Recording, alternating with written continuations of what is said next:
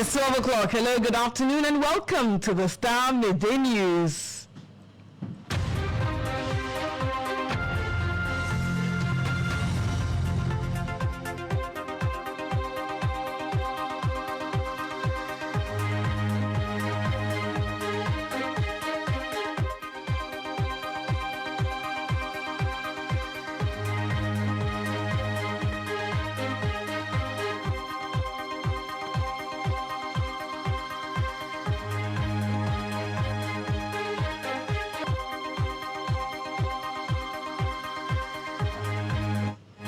And coming up in the bulletin, President John Dramani Mahama insists only two genders exist as he partners the Speaker, Aban Suman Bagbin, for reintroduction of anti-LGBTQI plus bill as a government-sponsored legislation. I, as a Christian, uphold the principle and the values that only two genders exist, man and woman, and that a marriage is between a man and a woman. Also in the bulletin, tertiary students laud move by government to introduce military training as part of national service. If you value discipline, I think it's a good idea. I would like to join because it's going to open greater opportunities for me. And later on, veterans urge Ghanaians to appreciate sacrifice made by ex-soldiers who lost their lives during the 28th February shooting. Details of these stories and many more, including sports, are coming up in the next 30 minutes. Stay tuned in.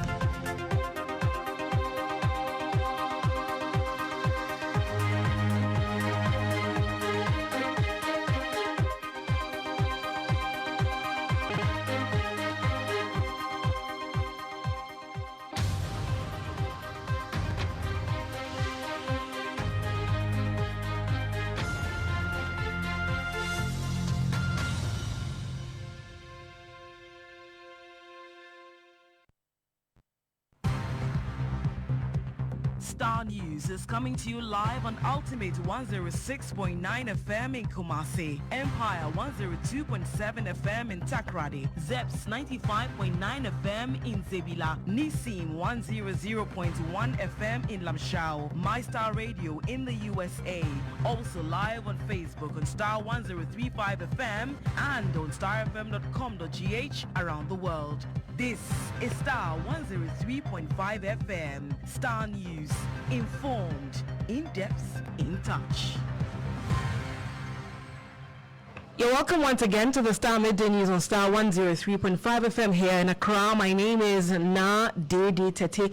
To the details of our stories now, and in line with his stance on the controversial legislation regarding LGBTQI plus activities in Ghana, President John Dramani Mahama says he is working closely with the office of the Speaker of Parliament, Alban Sumana Bagbin, to reintroduce the Human Sexual Rights and Family Values Bill as a government-sponsored bill rather than a private member's bill. Now, speaking during a worship service with a Christian community in Accra, the president reaffirmed his position on homosexuality, emphasizing that his belief is in the natural order that recognizes only two genders, male and female. President Mahama showed that the bill will align with Ghana's moral and cultural values while maintaining a strong legal foundation to uphold national principles.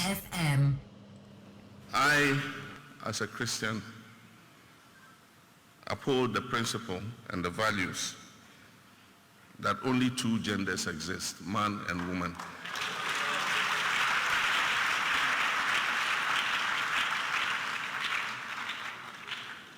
And that a marriage is between a man and a woman. I've spoken with the Speaker so that a renewal of the expired Proper Families Bill, Values Bill should be a bill that is introduced by government rather than as a private member's motion. And it's my hope that that consultation would see a renewed Proper Families Values Bill. You had the President John Dramani Mahama. Well, he also defended the content of his maiden State of the Nation address, stating that he was as truthful as possible in presenting the realities of Ghana's economic and social conditions. I believe that our leadership must reflect the aspirations of the people that we govern, and on this I stand firm. Yesterday, I had the honor of addressing the nation in my first State of the Nation address before Parliament.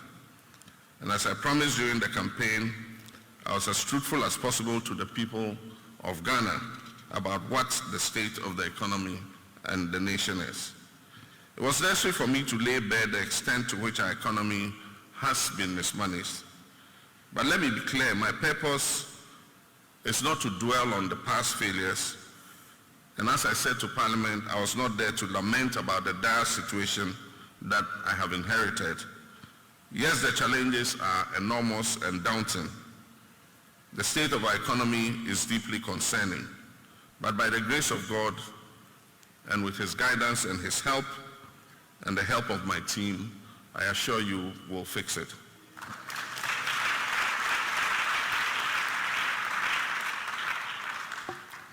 Our immediate priority is to stabilize the economy and restore confidence in Ghana, stabilize our currency, bring down interest rates, reduce inflation, reduce the deficit, and improve the primary balance.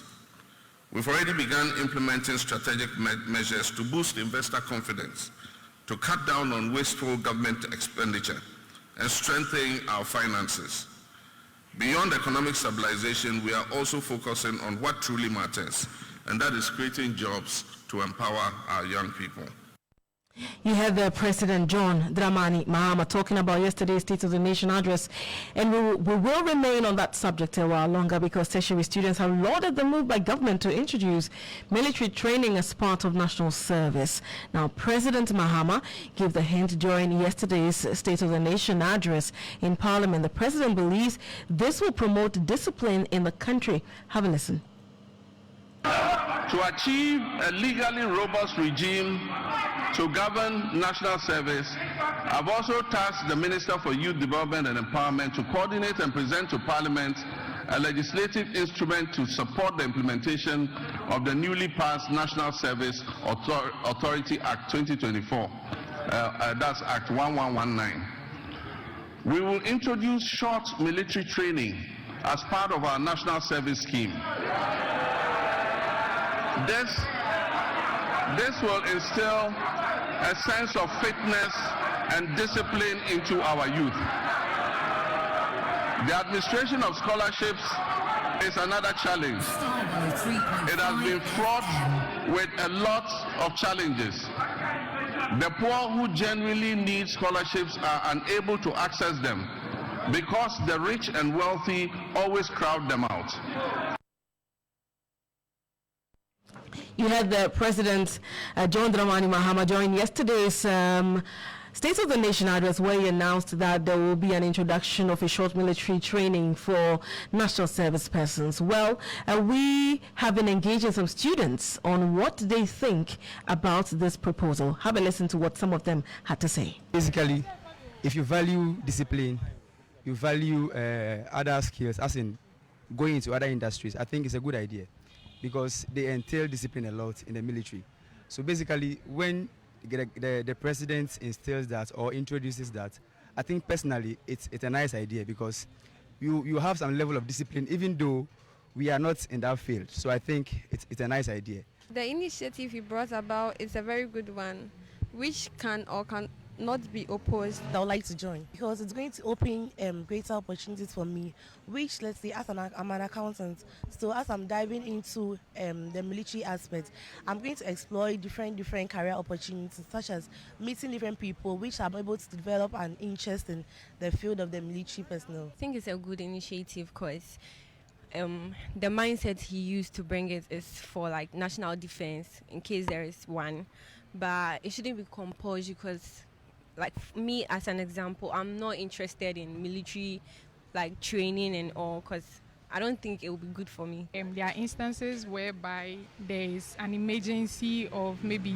you wanting to defend yourself or trying to call the police, but they are not able to get there right on time. So if you know some things about the military or how to protect yourself, I think it would help. As for me, I think it's a good initiative because you finding yourself in, let's say, serving the nation by maybe joining the army, learning, at least to help you maybe develop some skills for self-defense, maybe in case of any attack or anything. Because me like this, I'm living in a shy man, you go to places, sometimes they're awkward, but sometimes you develop skills to maybe defend yourself. Yeah.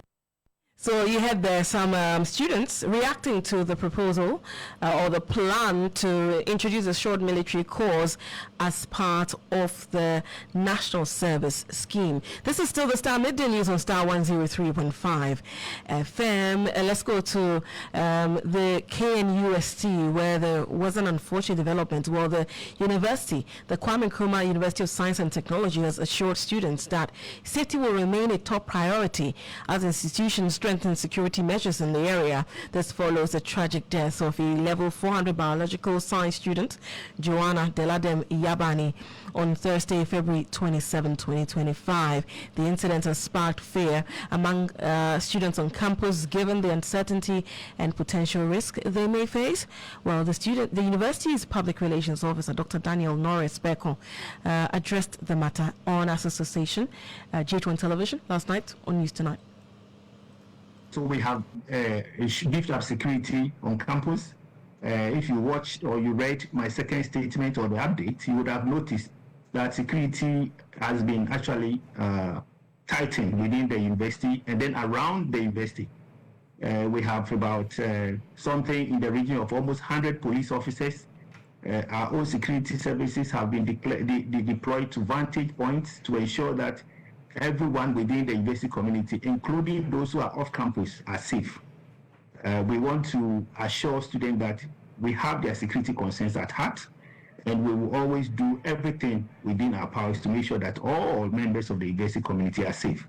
In the meantime, we've asked them to make sure that they work in pairs and avoid working in dark places with their valuables in the night, and then also report any fictitious activity that they may chance upon to the nearest to the police and then our security services within the university campus. You had the Kwame Nkrumah University of Science and Technology Public Relations Officer, Dr. Daniel Norris Beko. This is still the Starr Midday News on Star 103.5 FM. Now let's take you down memory lane. Tensions flared during the vetting of the Deputy Attorney General nominee, Dr. Justice Rimsai, when the minority leader, Alexander Apenyo-Marking, made an unexpected request of the nominee.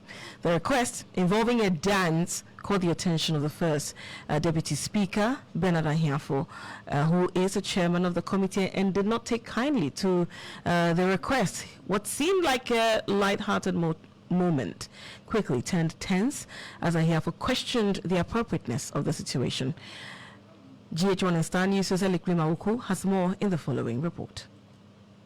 To demonstrate to you that I am the chairman for this particular vetting committee, that may be your last question. Ladies and gentlemen, that was the first Deputy Speaker and Chairman of the Appointment Committee, Bernard Ahiafo, finally dropping the hammer. I'll urge upon you to withdraw those words used on me. Chairman, I will stand not by overruling the question that you are not going to demonstrate any dance. You were whimsical and capricious in the way you overruled my question. I will not withdraw. You would not demonstrate any dance. This is not a demonstration forum. This is appointment committee. So why did the Akachi South MP snap? I'll tell you. A simple request from the minority leader, Alexander Apenyo-Marking, to Deputy Attorney General nominee, Dr. Justice Rimsai, during his vetting. Demonstrate the Akpi dance a bit, just for a second.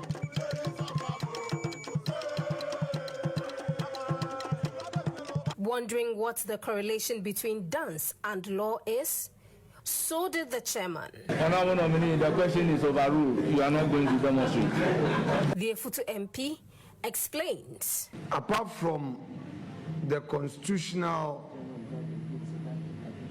issues involved, it is also about our culture. We've had nominees speaking their dialect here. The man is talking about a dance that we all don't know until today. He is enlightening me and others. To which the chairman responds. Chairman, I will not stand by overruling the question that you are not going to demonstrate any dance. You were whimsical and capricious in the way you overruled my question. I will not withdraw. You would not demonstrate any dance. This is not a demonstration forum. This is appointment committee. But it does not end there. This quickly becomes a tense situation, which easily could have resulted in contempt. Drop the word that I'm being whimsical and capricious. Chairman, I will not withdraw. I'm sorry. I will not withdraw. You rudely overruled me. I will not withdraw. I would again ask that you withdraw the word rudely. Chairman, one more time, I will not withdraw. I'm sorry. Will you withdraw? Chairman, I'm sorry, I will not withdraw. Well. But there are people who think this is nothing serious. Take, for instance, former spokesperson of the Education Ministry, Kwesi Kwarteng. I'm of the view that this was a non-issue.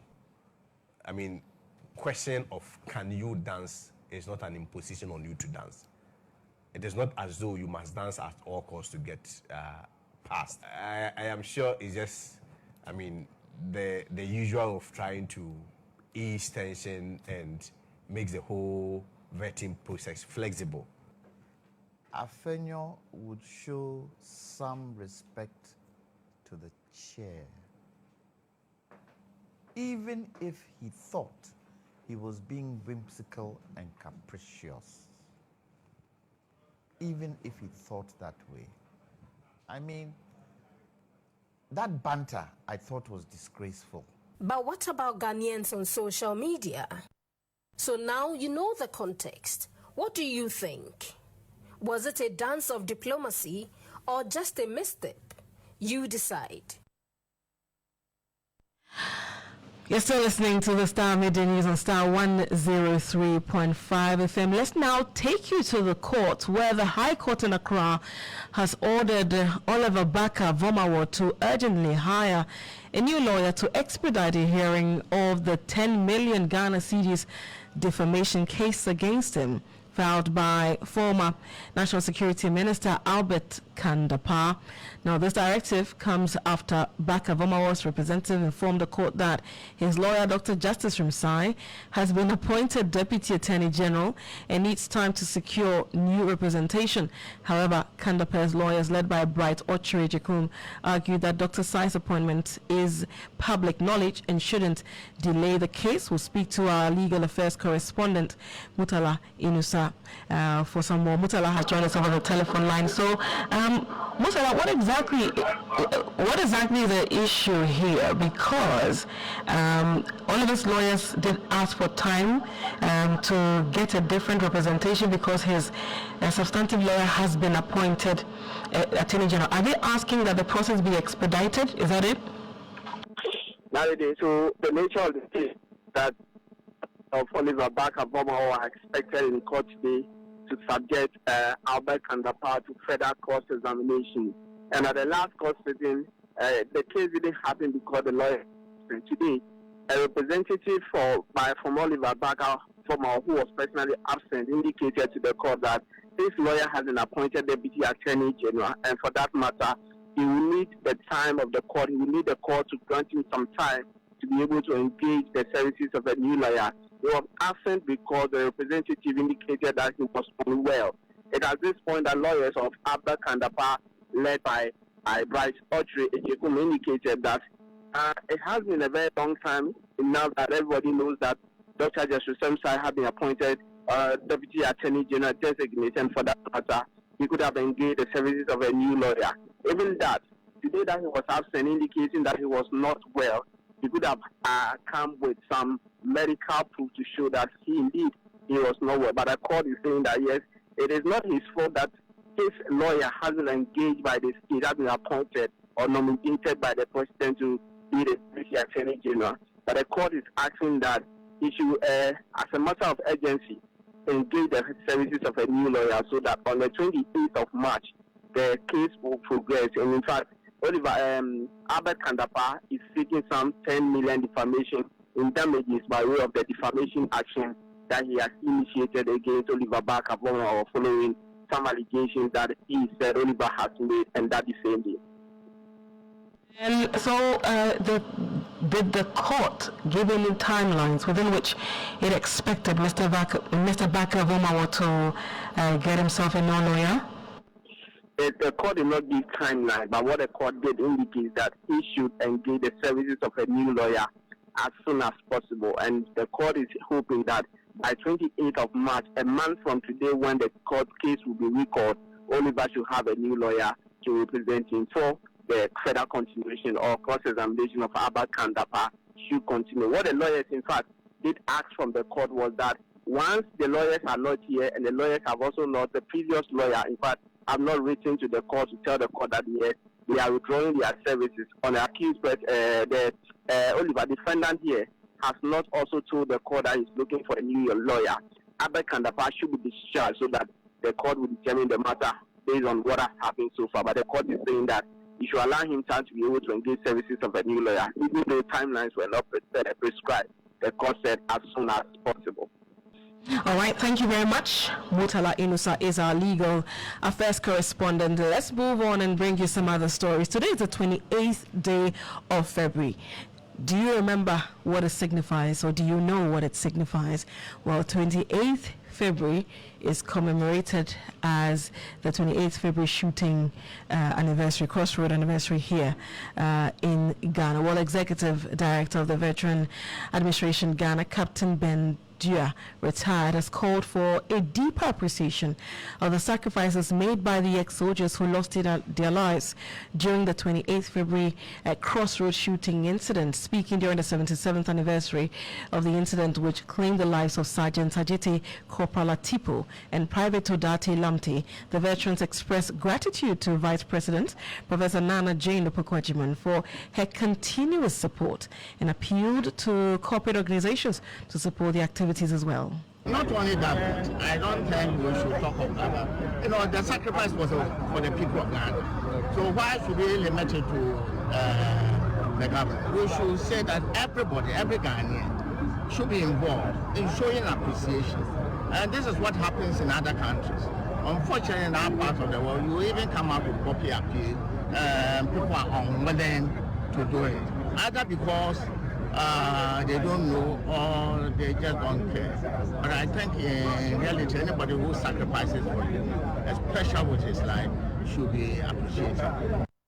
You heard the Executive Director of the Veteran Administration Ghana, Captain Ben Dua, retired, speaking to the media. My colleague Obed Kingaglo was at the ceremony. Obed, how did it go? Right, so now the day, as you mentioned, on 28th February 1948, some 3 ex-soldiers were gunned down because they led a demonstration against the British government. And so every year they are remembered. But today, government decided to hold a ceremony at the area where the incident happened. And the Vice President of the Republic, Professor Nana Jane Opoku-Agyeman, was there together with the Interior Minister and then also Defense Minister, and also leadership of various security agencies. They were there. The highlight was that the veterans were appealing to organizations and government to support their activities, because they believe, they feel like it's only on 28th that they are remembered. And so basically those were the highlights of the celebrations. And the event was graced by the Vice President of the Republic, Professor Nana Jane. And who else? And then Minister for Defense, Minister for Interior, and the leadership of the various security agencies. I'm told, I understand that the story of the incident was told again, and some of the children got emotional. Yes, that is true. And so when the narration was happening, we saw some school. Yes, some school children were invited. Yes, and some were tearing up, and so I think at the end of the ceremony, we saw the vice president walk towards some of them to console them. Yeah. All right then. Thank you very much, Obed King Aglo, bringing us the details with regard to what happened at the anniversary of the 28th February Crossroads shooting. It's been 77 years since that happened. All right, it's still the Starr Midday News on Star 103.5 FM. Let's talk about sports. Nana Majiman is here, the FIFA lady. Good afternoon to you. What's in sports? Good afternoon, Dedei. In sports this afternoon, former Chelsea and Nigerian midfielder Mikel Obi has blasted former England defender Jamie Carragher for his comments belittling the African Cup of Nations. Jamie Carragher made that remarks after Mohamed Salah's performance over the weekend. The AFCON winner claimed that the Liverpool legend does not have a feeling of winning a major trophy for his country. My biggest dream growing up is to win with Nigeria. Because I know how growing up, my dad, everybody used to watch it. The disappointment when we never get to win it. Every time we crashed out of a tournament, the disappointment. Family, friends, people die from it. People die from losing in the African nations. And you trying to discredit the tournament that I won, that I shed blood, tears. Football is everything for us. The culture. We watch football, we die football, we eat football, we sleep football. And it's a lot of people that have supported from Africa, supported the English teams, just because we African players play for those English teams. Yeah. The African players we had back in our days, we celebrate, we worship, we enjoy our football back home. You know, the influx of players that helped build Chelsea Football Club, which is one of the biggest clubs right now in the Premier League. If our football is being run properly, if the people in charge run the football properly, everything is in structure. Yes, do you think the players from Africa would be rushing to come down to Europe to play? No, they wouldn't, because who never won anything with England to come out and make such statement? His statement is so wrong, and I hope that he will come out and make a massive apology, because he owes people in Africa die for the African Cup of Nations. It's one of the most difficult tournament to win, and to be able to do it with your national team. You can't discredit such a wonderful, wonderful tournament. Well, now that is the angry Mikel Obi, and that is how we wrap up sports here. I share in his anger. If there's anything like that, I do share in it. I mean, a lot of the times people sit somewhere and then they just downplay everything that we do on our side of the continent. But people have to appreciate that we are different in beautiful ways, and diversity is what makes life beautiful. I don't know why at certain times some people feel that they are more superior to others. But I also think that CAF should also do more to sort of add or to the prestige and image of the AFCON, because I feel like we are looked down on. I mean, I'm an African, so I'll say we are looked down upon, and it is not cool. Jurgen Klopp said the same thing, Jamie Carragher, and it goes on and on. It goes on and on and on. I'm not sure he'll be the last person to say it. And you see, it's also because we pander to all the demands. Okay, our league is in this season, so move your tournament, and we will do it. They do not do that for Europa, do they? But I know Morocco will do well. We'll prove them wrong. Absolutely, absolutely. Thank you very much, Nanama Ajima, the FIFA lady, for bringing us the very latest in the world of sports. Let's. I mean, we're going to talk about something in a similar vein. Well, jokes about the leader of the Conservative Party, Kemi Badenoch, are just beginning following an exchange in the British Parliament that quickly earned her the title the savior of Western civilization. There's more in the following report, in which it details the whole conversation around it. I'm sure you've seen it on social media. I grew up in Nigeria, and I saw firsthand what happens when politicians are in it for themselves, when they use public money as their private piggy banks, when they promise the earth and pollute not just the air but the whole political atmosphere with their failure to serve others. She made headlines with controversial remarks, particularly related to the UK's aid budget and her reception in Nigeria. She's a lawyer, the leader of the opposition, and the leader of the Conservative Party. She is also MP for Northwest Essex, the fourth woman to lead the Tories, and the first black woman to do so. But now, Kemi Badenoch just earned another title, Savior of Western Civilization.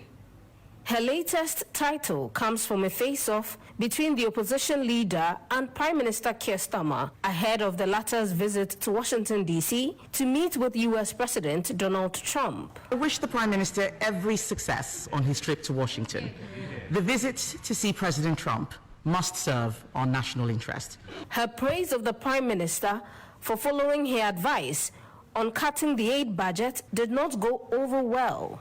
Over the weekend, I suggested to the Prime Minister that he cut the aid budget, and I'm pleased that he accepted my advice.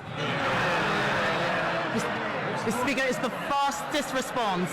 I'm going to have to let the Leader of the Opposition down gently. She didn't feature in my thinking at all. I was so busy over the weekend I didn't even see her proposal.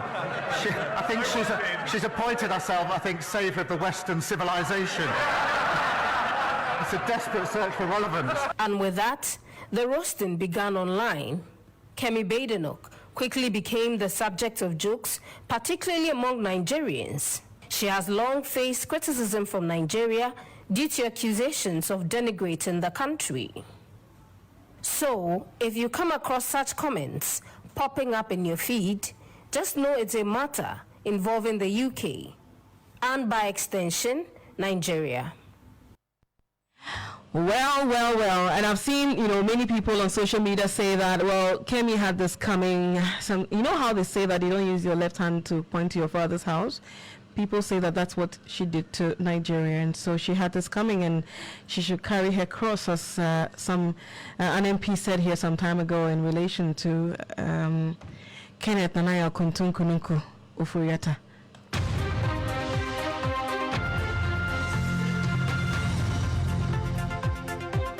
And that's how we end today's edition of the Starr Midday News on Star 103.5 FM, the very final one for the month of February 2025. We'll not see another one like that again. My name is Dedei. Have a good afternoon and enjoy your weekend. Happy new month in advance.